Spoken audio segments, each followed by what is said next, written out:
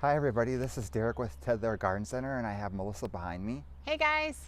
And today we're doing a special treat because we're in my own yard. And this video is going to be a part of the Iowa gardening series. And this one's going to be on wildflowers. And I have a bunch in my yard, so I thought I would show you. If you can see behind me is my personal friend Little Lucky in my garden here in the Woodland garden. So from there we're just gonna go right into it. And I think we should start with the Dutchman's Britches there. So that one right there is a really cool native woodland flower you'll see in the woods is all around here, central Iowa here.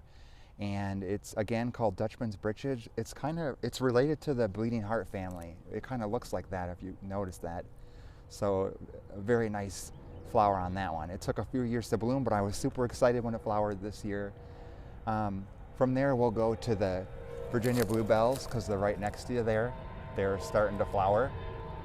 Sorry about the plane, I live near the airport. So again, Virginia bluebells there, and they'll be quite beautiful. Waiting for the plane. There we go. They'll be quite beautiful in another 2 weeks, but what's nice about that one is even the bud, I'm just gonna hold it, is pretty. So it's really pretty for almost a full month, just from beginning stage to the end stages. And from there, we're gonna show off the mayaples. Look how cool those look. This is another one of those flowers where you don't even need the flowers on this one. Although it is going to have flowers, I'm just gonna show you carefully. See it there? Yeah. There's another one that I waited a while, but this one has such cool leaf structure, it doesn't even need the flowers. Another really cool native plant. They look just like umbrellas when they fold all the way open. And this one was probably a patch like this. In the 3 years, it spread about, I don't know, 5 inches, so not a lot. But I really, really like that one. Over here, we're showing some more flowers that are blooming now. Those are Spring Beauty. I've also heard them called Pink Charm, and that one holds a significant value to my childhood because it was always across the woodses.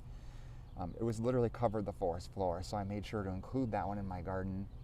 It blooms, opens during the day and closes pretty tight at night. That's what I noticed. So a really cool one, blooms every spring. Where's that trout lily? There it is. Yeah. That's another one. That's trout lily, and it has a really beautiful flower. But again, this is another one where it doesn't need the flower. Look how cool the leaves look, and you'll see why they call it trout lily. It's supposed to kind of have a trout pattern on the leaves. What color are the flowers when they bloom? This one's white. They also come in yellow. Beautiful. And they look just like a tiger lily does. Even hangs upside down like a tiger lily. So it's super interesting. So fun. Gonna also give a shout out to the old woodland violets too. I know that they're all over the yard in a lot of people's yards, but this is the state flower of my home estate, so I can't not have this one. Again, Wisconsin, if you're wondering. I just wanted to show how there's different colors. So that one's purple. They make a really nice ground cover for me and I don't mind it. Over here, you'll see a light blue. It's just a little bit lighter than that one we just showed. Another one closer to me is white. And I've also seen some around here where there's white with a little purple in the center. It's just super interesting how there's different variations of the violets. So they just started to bloom. Super cute flower. One thing I wanted to mention is these flowers are really good for really dark shaded areas. I have a tree overhead. It's a sugar maple, and it gets very dark under here. So these are all plants that will work in really, really, really shady conditions. So I just wanted to emphasize really shady. And then we're going to show you one more flower.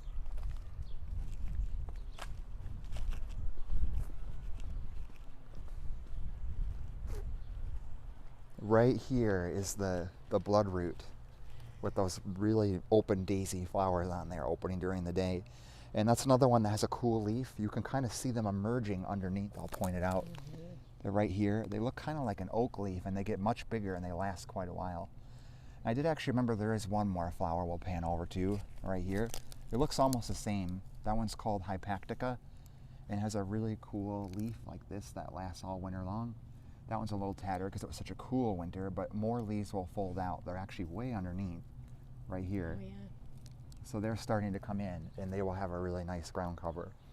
So really cool. But that is the tour of my garden. I just thought you would enjoy that. Definitely include some. Check out our native plant section if you're in the store, because we have lots of native plants to look at. And you can also follow us on Facebook, Instagram, and we also have a YouTube channel. And then one final shout out for myself.